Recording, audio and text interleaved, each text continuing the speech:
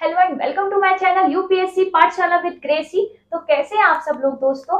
मैं माफी चाहती हूँ, मैं काफी टाइम से यूट्यूब पर एक्टिव नहीं थी। अप्रोक्स 2 महीने से मैं आपके लिए कोई नॉलेज अपडेट या कोई इंपॉर्टेंट टॉपिक के ऊपर वीडियो नहीं ला पाई हूँ। मैं उसके लिए आपसे माफी चाहती हूँ। अभी हाल ही में 12 अक्टूबर को मेरे दादाजी का देहांत हो गया, तो इस कारण थोड़ा सा मेंटली प्रिपेयर्ड नहीं थी मैं। इस वजह से मैं यूट्यूब पर एक्टिव नहीं हो पाई। लेकिन ये सब तो चलता रहता है। खैर छोड़िए दोस्तों, आज से मैं कंसिस्टेंसी मेंटेन रहेगी। मैं पूरी कोशिश करूंगी और जो भी इम्पोर्टेंट टॉपिक्स हैं, जो भी इम्पोर्टेंट नॉलेज अपडेट्स हैं, करंट अफेयर्स हैं, द हिंदू के इम्पोर्टेंट इम्पोर्टेंट जो भी टॉपिक्स आते हैं मैं उसको कवर कराऊंगी यहाँ, क्योंकि और उसे जल्दी से जल्दी कोशिश करूंगी उसे शॉर्ट वीडियो में, जिससे आपका टाइम भी सेफ हो और इजीली हम उसको समझ लें एक नॉर्मल लैंग्वेज में। तो चलिए आज की वीडियो हम शुरू करते हैं एक बहुत ही इंपॉर्टेंट टॉपिक के साथ। तो देखिए, tunnel ordeal end all trapped workers rescued. अब ये जो न्यूज है ये क्या है, देखिए ये जो अभी काफी टाइम से ट्रेंड, ये वाली जो न्यूज है ये काफी ट्रेंड में थी। 12 अक्टूबर, सॉरी 12 नवंबर 2023 को द हिंदू में एक न्यूज आई थी कि जो उत्तराखंड में एक टनल है, ये जो टनल है ये उत्तराखंड में है, याद रखिएगा। उत्तराखंड की जो टनल है वो टूट गई है और उसके अंदर 41 वर्कर्स जो हैं वो फंस गए हैं। तो तभी से ये न्यूज थी। अब आज सुनिए, आज न्यूज क्या आई है। आज न्यूज ये आई है कि जो उस टाइम जो वो जो टनल यानी गुफा टूट गई थी जिसमें हमारे 41 वर्कर्स फंस गए थे, वो आज सेफली उन्हें सही सलामत निकाल लिया गया है। तो ये बहुत अच्छी न्यूज है। तो जानिए, देखिए। और इसी में जो मतलब आप सोचिए कि 12 नवंबर को ये न्यूज आई थी, जब उसमें ये था कि हमारे 41 वर्कर्स जो हैं वो उस टनल के अंदर फंस गए, उस गुफा के अंदर फंस गए हैं। और आज 29 नवंबर है, 29 नवंबर 2023, यानी इस टाइम पीरियड में आप देखिए अप्रोक्स 18 डेज यानी 18 दिन से वो लोग एक गुफा के अंदर फंसे हुए थे। तो उनके पेशेंस का दाद देना पड़ेगा। आप सोचिए, अभी हमें अगर कोई 4 दिन के लिए रूम में बंद कर दे, 4 दिन छोड़िए, एक दिन के लिए रूम में बंद कर दे और हम ना जा सकते हैं ना आ सकते हैं उस रूम से बाहर, तो सोचिए हम एकदम पागल हो जाते हैं, घबरा जाते हैं। लेकिन इनका पेशेंस देखिए, ये 18 दिन से एक गुफा के अंदर बंद थे। तो खैर इनकी पेशेंस की तो दाद देनी पड़ेगी। तो आज सबसे अच्छी खबर यही है कि इनको इस गुफा से सही सलामत बचा लिया गया है।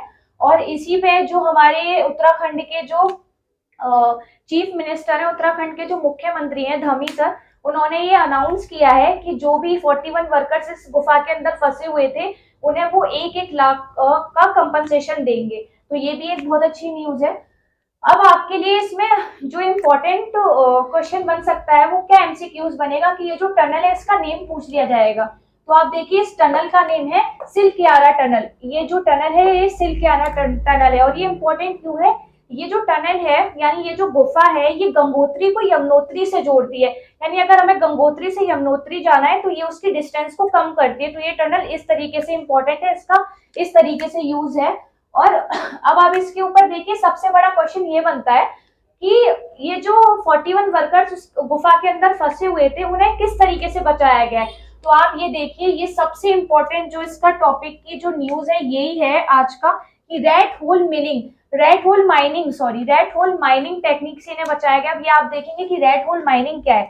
अब देखिए, रेड होल माइनिंग को मैं एक बहुत ही इजी वर्ड में आपको समझाने की कोशिश करती हूँ। रेड होल माइनिंग यानी कोई एक गुफा है, उसके अंदर आपने एक छोटा सा होल कर दिया, एक छोटा सा छेद कर दिया जिससे सिर्फ एक आदमी अंदर जा सकता है। इसे कहते हैं रेड होल माइनिंग। तो इसकी मदद से ही हमने इन वर्कर्स को बचाया है। तो आप ये देखिए कि ये जो रेड होल माइनिंग है, इस पर एक इम्पोर्टेंट चीज ये है, इसको नेशनल ग्रीन ट्रिब्यूनल ने इसको 2014 में, कितने में, 2014 में बैन कर दिया था, जिसकी मदद से आज 41 वर्कर्स को हमने बचाया है। इसको 2014 में नेशनल ग्रीन ट्रिब्यूनल ने इसको बैन कर दिया था। अब आप देखिए कि उनके भी बैन करने के रीजन थे। इससे पहले हम ये जानेंगे कि नेशनल ग्रीन ट्रिब्यूनल है क्या।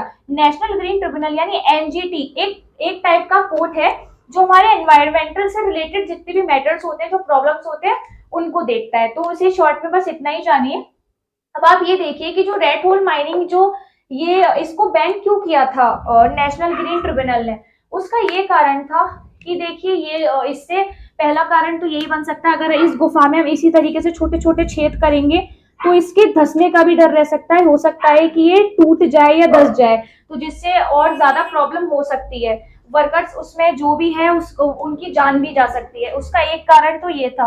और इसका सबसे बड़ा कारण ये था कि रेड होल माइनिंग से लोग क्या कर रहे थे कि कोई भी एक गुफा है उसमें रेड होल माइनिंग करने के बाद एक वो जबरदस्ती बच्चों को उस गुफा के अंदर भेजते थे और जैसे कि कोयला वोयला उससे निकलवाते थे और उसमें उन बच्चों की जान भी जा सकती थी, जान भी गई है। इस वजह से जो नेशनल ग्रीन ट्रिब्यूनल है उसने इसे बैन कर दिया था। बट 2015 में इस बैन को हटा भी दिया गया था। तो आप याद रखिएगा, एक साल बाद 2015 में इस बैन को हटा भी दिया गया था। ये जो इम्पोर्टेंट चीज है मैंने आपके लिए लिख दी है, आप इसको इम्पोर्टेंट चीजों को नोट कर लीजिएगा कि ये जो टनल है ये उत्तराखंड में है और इस टनल का नाम क्या है, सिल्कियारा। और ये सिल्कियारा जो है गंगोत्री को यमुनोत्री से कनेक्ट करती है। गंगोत्री से यमुनोत्री अगर किसी को जाना है तो उसकी डिस्टेंस को कम करती है। और हमने जो इन वर्कर्स को बचाया है, जो 41 वर्कर्स जो उसमें फंसे हुए थे वो रेड होल माइनिंग से उन्हें बचाया गया है। और रेड होल माइनिंग पर एक क्वेश्चन बन सकता है, ये 2014 में बैन कर दी गई थी और बैन क्यों की थी आपको इसके रीजन भी बता दिए गए, बट 2015 में फिर इससे बैन हटा दिया गया था। और जिस आज ये रेड होल माइनिंग की वजह से ही हमने 41 वर्कर्स को सही सलामत बचाया है। तो इसमें उसके बाद आप ये देखिएगा कि नेशनल ग्रीन ट्रिब्यूनल क्या करता है। नेशनल ग्रीन ट्रिब्यूनल एक टाइप का कोर्ट है जिसका काम होता है जो एनवायरमेंटल से, हमारी पर्यावरण से जो रिलेटेड जो भी प्रॉब्लम रहती है उनको हैंडल करता है। तो इसमें इतना ही है। तो आप ये इन सारी चीजों को याद रखिएगा। एक इसमें टनल का नेम, एक रेड होल माइनिंग क्या है, और दूसरा ये कब बैन की गई थी, उसके बाद इसका बैन कब हटा था, और ये नेशनल ग्रीन ट्रिब्यूनल क्या है। तो इसमें जो भी इम्पोर्टेंट था मैंने आपको सब कुछ कवर करा दिया है। इससे ज्यादा इस टॉपिक में कुछ नहीं है और आप अपने लिए थोड़ा सा इसको देख भी सकते हैं। द हिंदू में इसी तरीके से इस टॉपिक को कवर किया गया है, तो ये इसलिए इम्पोर्टेंट है। तो इसके ऊपर काफी सारे क्वेश्चंस बन सकते हैं, तो आप ये अच्छे से इसे पढ़ लीजिएगा।